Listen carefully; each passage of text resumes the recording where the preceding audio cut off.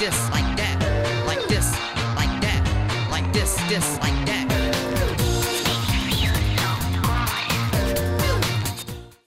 Eh bien, bonjour à tous, on se retrouve pour une toute nouvelle vidéo de No Limits 2 et on se retrouve avec un Anton Schwarzkopf comme la semaine dernière. Bon, cette fois-ci, c'est pas le même acabit d'Anton Schwarzkopf. Là, on est clairement sur quelque chose de beaucoup plus audacieux. Alors, son nom, c'est Achterlooper avec une petite lettre en allemand où ça m'a l'air de ressembler visiblement à un beau petit bretzel. Peut-être un clin d'œil à nos amis allemands, à leur spécialité culinaire. Mais enfin, bref, ce n'est que des hypothèses. Donc, nous sommes cette fois-ci dans une foire. Vous voyez qu'il y a beaucoup de petits flat rides à droite et à gauche. Alors, ici, j'ai l'impression. Ouais, non, c'est bizarre. J'ai cru que c'était, vous savez, les petits cerceaux que vous jetiez pour essayer de récupérer des lots. J'ai l'impression que c'est ça, mais j'ai l'impression qu'il y a une petite flemme de modélisation quand même. Bon, une flemme, mais comme d'habitude, c'est toujours compliqué de dire une flemme parce que quand même, faut déjà le faire de modéliser toutes ces choses-là. Donc, je ne vais pas non plus essayer de me plaindre tant que ça, parce que c'est déjà pas mal ce qu'il a fait. Pour après tout ce qui est Space Short ici, et puis le Pirate Boat, ça on connaît, c'est inclus dans le Miss 2, il n'y a rien de bien transcendant en soi. Alors, je vais juste faire le tour pour voir s'il n'y a pas des petits easter eggs à droite et à gauche. Bon, ça c'est exactement la même chose qu'on a derrière, là, les petits paniers de basket, et puis ici on a des petits manches debout, dont on a strictement rien à foutre. Donc c'est parti, on va aller donc rider Achterlooper, le beau looper allemand de chez Anton Schwarzkopf. Oh là, par contre, faut pas être claustrophobe, parce que quand on voit quand même la hauteur des barrières, et puis j'ai l'impression qu'on se retrouve compressé là-dedans, c'est quand même pas super fifou tout ça, hein. On aurait préféré peut-être une file d'attente beaucoup plus aérée, ça c'est sûr. Bon, c'est parti, on arrive donc en station, on va donc pouvoir se mettre au premier rang. Ah, d'accord, ok, carrément avec une platine DJ dès le début en arrivant comme ça. Merde, excusez-moi, pourquoi il veut pas me mettre... voilà, press... Hey. Donc c'est parti, donc ça ressemble beaucoup quand même à Olympia Looping. On n'est pas, je pense, sur exactement la même chose qu'Olympia Looping, hein, loin de là même. Regardez, il y a une inversion qui est complètement barbare. Donc on va les tester juste après. Je sais pas, je pense que c'est un nom ce genre d'inversion. Je crois que c'est un 8 loop. Je crois que ça existe dans un coaster ou deux. C'est vraiment super rare ce genre de truc. J'en ai pas vu beaucoup, hein, très clairement. Ça se compte sur les doigts d'une main. Et encore, si ma main possédait moins de doigts, je pense que ce serait largement suffisant. Hop, c'est parti. C'est très bizarre comme inversion. Je serais assez curieux. Ah oui, en fait, c'est une... Oh, ça pourrait être intéressant, en fait. Je me suis dit non, enfin, j'étais pas trop chaud en le voyant ça en off-ride. Mais finalement, ça m'a l'air plutôt intéressant, ne serait-ce que dans le retournement, que ce soit à la sortie ou à l'entrée du loop. Ça a l'air d'être peut-être intéressant. Enfin, de l'inversion, vous savez, au quart de l'inversion. Ça a l'air d'être plutôt intéressant. Bon, là, par contre, c'est du layout classique de chez Anton Schwarzkopf. C'est-à-dire des loops banals. En soi, rien de bien transcendant. Par contre, c'est un coaster hyper en hauteur. Je pense que vous l'aurez remarqué. Je ne pense pas qu'on va avoir des grosses hélices comme ça à ras du sol. Parce que vu la hauteur du bordel, vous vous rendez compte. Par contre, ça c'est une bonne chose parce que généralement les forains veulent justement un empattement au sol le plus possible faible. Et là, en l'occurrence, j'ai l'impression que ce coaster répond à 100% à ce genre de demande. Même si, tant bien que mal, un coaster en général, voilà, ça prend beaucoup de place. Mais les forains en général veulent justement que ça en prenne le moins possible. Bon, c'est plutôt cool tout ça. C'est plutôt intéressant, je trouve. Ouais, j'ai beaucoup aimé pour le coup. Il faut dire que... Bon, par contre, je sais pas s'il y a une sortie très intéressante à ce truc, très honnêtement. Donc, ah, c'est ok, c'est une station de débarquement toute banale. Donc, en soi, rien de bien transcendant. Non, ouais, franchement, c'est super cool. Cette inversion, elle est sympa. Ça reprend l'esprit un petit peu de chez Anton Schwarzkopf. Avec cette idée de devoir mettre des supports, vous savez, cubiques comme ça, qui viennent un petit peu soutenir les loops. Et c'est ce que cette inversion fait. Enfin, c'est ce que cette inversion a plutôt. Voilà, c'est ce petit support comme ça qui viennent embrasser le loop, qui viennent un petit peu soutenir le loop. Enfin, l'inversion plutôt, on va peut-être parler de manière un petit peu plus correcte parce que là, c'est pas du tout un loop. C'est un 8 loop, mais je pense que j'ai déjà vu ce genre d'inversion sur Streetville. C'est un jeu qui est sorti il y a pas mal d'années maintenant, je pense que ça fait au moins plus de 10 ans. Sur Streetville, qui a été développé par Frontiers. Et ce jeu possédait ce genre d'inversion. Je ne sais pas si vraiment ça existe IRL, si vous voulez, ce genre d'inversion. N'hésitez pas à me le dire si jamais vous avez, si vous avez l'idée, si vous avez le lien RCDB d'un coaster qui possède par exemple ce genre d'inversion. Voilà, ça m'intéresserait grandement. Et j'épinglerai votre commentaire au passage si jamais vous réussissez à trouver ce merveilleux coaster, si jamais il en existe un. Voilà, bon. je pense qu'on a fait le tour vis-à-vis de cette création. Très jolie, très belle. En tout cas pour l'environnement dans lequel c'est censé s'intégrer, c'est-à-dire dans une foire, en soi, dans un parc, ça c'est non. C'est non merci. Et assez réaliste aussi sur les contraintes que pourrait avoir un roller coaster forain. Voilà, l'empattement, je le disais tout à l'heure. Voilà. Donc on va passer à une autre création qui cette fois-ci est un Blitz Coaster Intamin, répondant au doux nom de Steed Fad. Oh là là, ça a l'air d'être intéressant tout ça, ça m'a l'air d'être un layout à la Maverick, et on reconnaît notamment, enfin je dis Maverick pourquoi? Parce que surtout Maverick possède un petit launch qui fait plus office de lift, on va pas se mentir. Comme ça tout en hauteur voilà, qui prend l'allure d'un lift mais qui est en réalité un launch à vitesse rapide, on va pas se mentir. Bon, par contre lui il nous a fait une maxi flemme, mais alors une maxi de chez maxi flemme. Souvenez-vous, ça fait quelques créations qu'on obtient et qu'on a pas de station, et j'ai l'impression que cette Intamin ne dérange pas cette règle quand même. Là vous nous faites une Parque Atracciones de Madrid qui n'a pas de station limite pour son Intamin. Bon, du coup, on va passer direct à l'on-ride. Pas le temps de niaiser parce qu'il n'y a pas de décor visiblement. Donc c'est parti, on va voir si ça change un petit peu de Maverick. En tout cas, l'environnement est quand même bien joli, c'est dommage. Parce que l'environnement est vraiment stylé. Et il n'y a rien fait pour pouvoir mettre une vraie station, quoi. Ne serait-ce qu'une station de base No Limits 2, il l'a pas fait. C'est con quand même. En plus, le layout n'a pas l'air dégueu. L'environnement est magnifique par contre. Magnifiquement fait. Avec tous les arbres, j'ai l'impression que la pierre n'a pas été faite au hasard, enfin n'a pas été placée au hasard. On a vraiment l'impression que voilà, c'est très organique comme matière. J'aime beaucoup. Ok, un launch arrêté comme ça en plein milieu. C'est une idée que je n'approuverai pas forcément. Parce que je trouve que ça casse toujours le rythme, ce genre de launch. Ok. C'est très bizarre, je vous avoue, là, sur la yacht. C'est pas très commun quand même, hein. On a des inversions, des airtime, mais c'est surtout là, cette remontée comme ça en break qui après tombe sur une inversion plongeante, c'est très chelou. Bon, on va dire admettons, mais admettons vraiment à demi-mot. Hein. Alors, bon, je pense que ma conclusion va être assez unanime et assez claire. Ton layout est très bon. Ton layout est magnifiquement bon, il n'y a pas de problème de banking, vraiment, c'est pas un novice qui a fait ça, c'est clair. C'est le mec qui a de l'entraînement, qui a de la jugeote, mais par contre, ce qui va pas, c'est la station. Il n'y a rien, il n'y a même pas un petit environnement. C'est vrai que ça fait 2 épisodes en suivant qu'on tombe sur des créations qui a une station, effectivement, mais qui n'a pas d'accès à cette station. Et là, on est passé un cran en dessous carrément, là, avec tout ça, où, pour moi, le minimum syndical, c'est d'avoir le coaster, et puis la station, avec au moins une petite place où on puisse spawner un petit peu de manière, enfin très loin, vous savez, avec un petit chemin qui mène à celui-ci. Pour moi, c'est le minimum syndical, vous voyez. Là, on n'a même pas le minimum syndical, et pourtant, je sais que le layout est très bon. Le layout est très bon. Ça me fait penser un petit peu au support de Alpina Blitz, comme ça, vous savez, la petite spline qui relie les deux connecteurs. C'est plutôt cool. Pourtant, regardez, l'environnement est très bien fait. Il y a de la verdure de partout, il y a de la brume, il y a des arbres, il y a... C'est bien fait, regardez ça. Il a même fait une petite rivière et tout. C'est très organique. On s'y croirait vraiment. Et c'est dommage. Moi, je trouve ça extrêmement con. Vraiment. Je trouve ça très con. Bon, après, on en reparlera pas. Même, regardez, il a fait des catwalks là-bas. Il a fait des catwalks personnalisés avec, vous savez, un petit escalier voilà, qui peut descendre jusqu'au plancher des vaches. Donc ça, c'est super cool. Il a même fait, regardez, voilà, des petits connecteurs voilà, de rails. Ça n'existe pas dans Limits 2, ça, de base. Hein. Même les petites limes, enfin les petites limes, les petites plaques métalliques servant à la propulsion magnétique n'existent pas, enfin en tout cas de ce type-là. Non, vraiment, là, je suis très déçu. Je suis très déçu qu'il n'ait pas taffé sur juste une station, ou avoir juste laissé la station de base de Limits 2. Alors, par contre, il a été très malin. C'est pour le tunnel, là, souvenez-vous, là, le tunnel en rond. Il a utilisé la tôle de base en Limits 2 pour planquer tout ça. Au-delà du fait qu'il a également utilisé là, je pense, un tunnel personnalisé. Donc vous voyez, il y a de bonnes idées dans son truc, mais uniquement dans le coaster. Hein. Ils n'auront pas fait chier à faire une station, quoi. Ne serait-ce que les portes d'embarquement, s'il te plaît, des portes d'embarquement, un toit. On veut quelque chose pour embarquer dans ton coaster. Là, on peut pas le faire. Là, théoriquement, ton coaster, on peut le regarder, mais on peut pas le faire. C'est con quand même, je trouve ça dommage. Et puis ouais, je faisais une petite allusion tout à l'heure à Parque Atracciones de Madrid. Parce que pour ceux qui n'ont pas vu ma vidéo à Parque Atracciones de Madrid, ben, je vous invite d'ailleurs à aller voir. Ils ont un University Intamin. Oui, un University Intamin, c'est vrai que c'est pas très courant.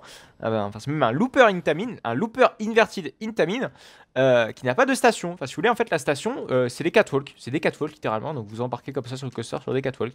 C'est très chelou, c'est très moche, c'est très dégueulasse. Je ne vous encourage pas à aller faire ce parc parce qu'il est vraiment moche d'ailleurs.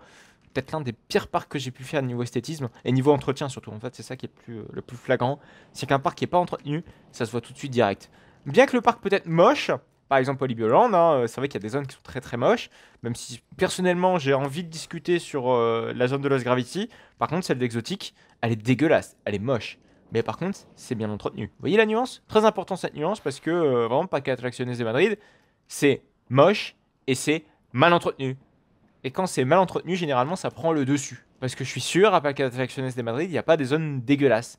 Genre à TNT Train de la Mina, avec de l'entretien, ça peut être très très beau. Magnifique même. Mais bon, ma foi, bref. Je digresse un petit peu, tout ça pour dire que c'est très important de mettre une station, de mettre un petit peu de théma. Ou ne serait-ce que des allées. Voilà, c'est très important. Bref, on va donc passer à la création suivante, qui va faire plaisir à Menadax, parce que c'est un petit peu dans son thème. Avec Retroland by Saint Runner. Voilà, Retroland qui a l'air d'être un... je pense que son nom est assez équivoque, il n'y a pas besoin d'expliquer davantage, mais par contre, c'est quand même vachement bizarre.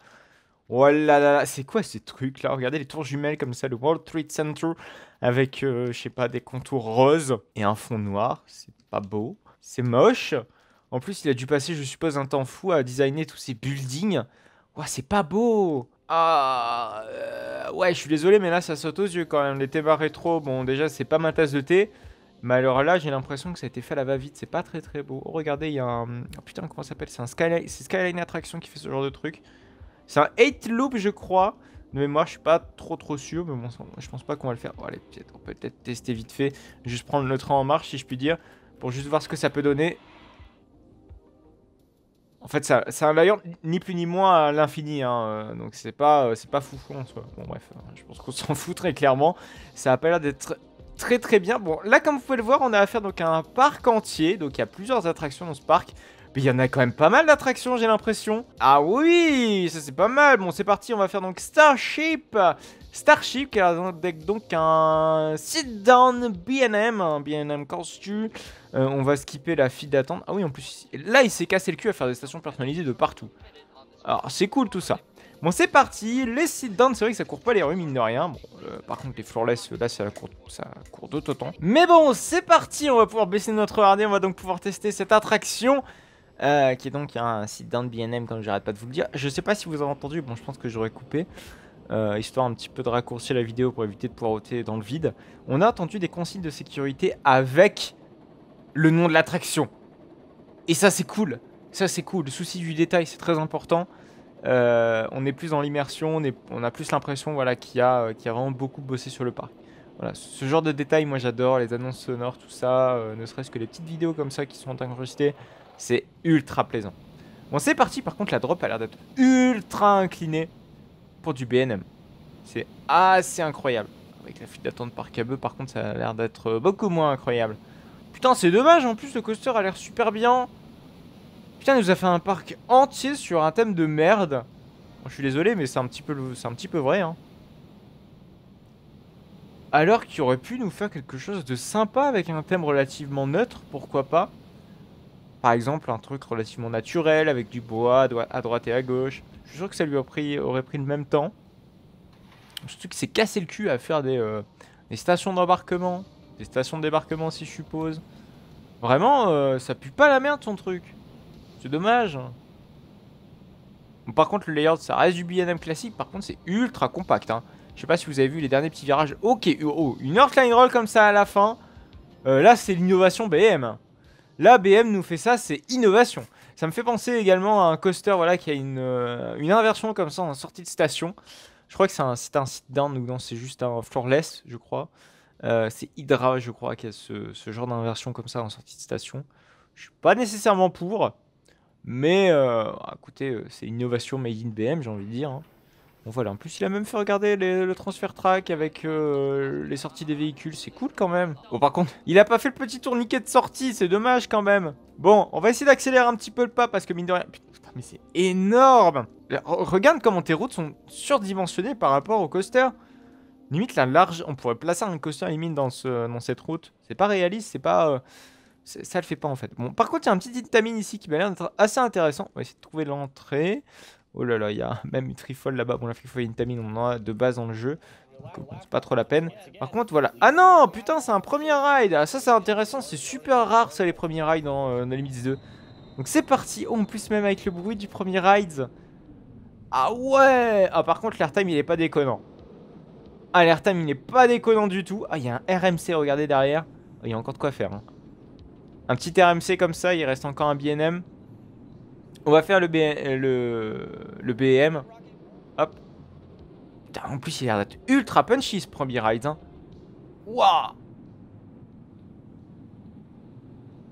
Et voilà. On est sur la zone de frein déjà. Oh, il arrive quand même sur une sacrée vitesse quand même sur la zone de frein. Mais bon, c'était pas vraiment de déplaire. Par contre, c'est vrai que la file d'attente, on n'a pas été voir davantage ce qu'il y avait dessus. Mais bon, j'ai l'impression, voilà, c'est un petit peu du parc à bœufs partout. C'est dommage. Mais par contre, on a de très jolis points de vue sur le coaster. Moi, en tant que... j'aurais bien aimé faufiler ma petite caméra entre les filets. Et ça, c'est super cool. Bref, oh, il y a encore des coasters, j'ai l'impression qu'ils se construisent là-bas. Ah putain, mais il y a encore énormément de coasters en fait, j'ai l'impression. C'est quoi ça? Ok, c'est un Intamin.